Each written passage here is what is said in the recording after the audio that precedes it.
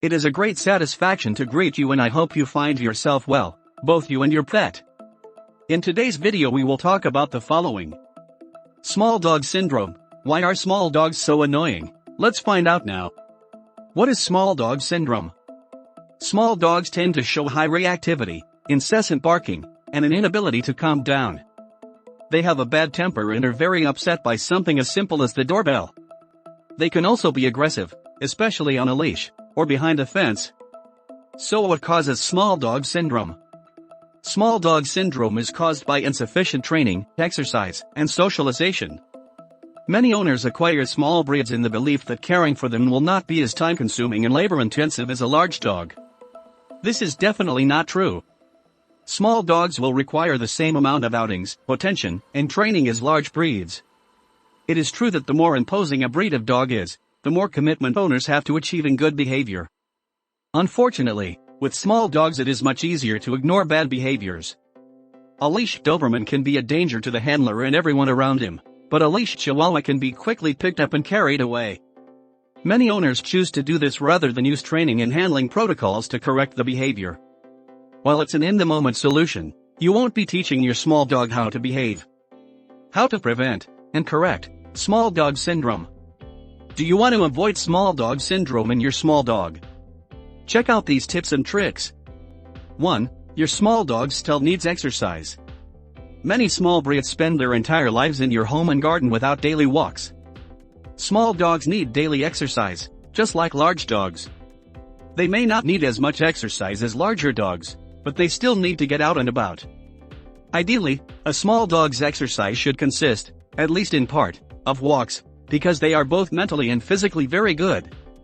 Dogs rely on smell as their main sense to interpret the world, and keeping your dog isolated in your home without access to the big world of smells is like putting a blindfold on. A rewarding walk for a small dog doesn't have to be long. Your dog may spend 20 minutes sniffing the street in front of your house, but that's 20 minutes well spent on your dog's mental enrichment. If walks aren't possible, playing fetch, doing some yard agility, teaching your dog a new trick, etc. will tire him out and give him something to do. Your dog should have several periods of scheduled activities every day.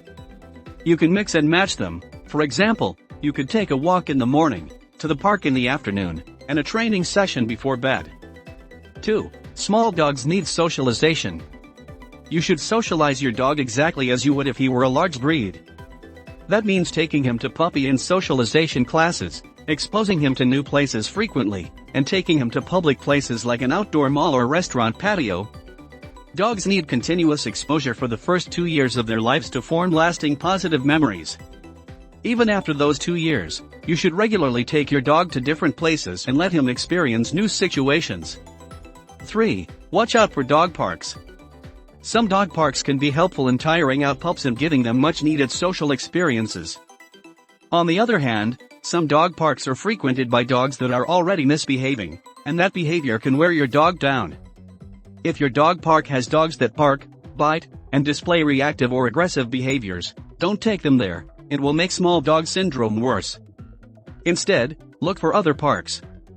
4. Respect your small dog's wishes. Because small dogs are easier to physically maneuver, they are often unintentionally restrained. Small dogs can be easily picked up and placed somewhere else to suppress something you don't want them to do. Unfortunately, the dog does not always take a good lesson. Instead, a small dog may learn that its owner cannot be trusted. All dogs, no matter their size, deserve respect. If a small dog doesn't want to be picked up, don't pick it up. Consent is a real problem for dogs, especially little ones. Teach your small dog that you will not use your large size to force him to do what you want. Conclusion. Small dog syndrome is commonly seen in lapdog breeds, but the problem has nothing to do with the size of the dog. Instead, it has to do with how small dog owners treat their little companions. The smaller a dog is, the less likely owners are to provide adequate outlets for socialization, training, and exercise.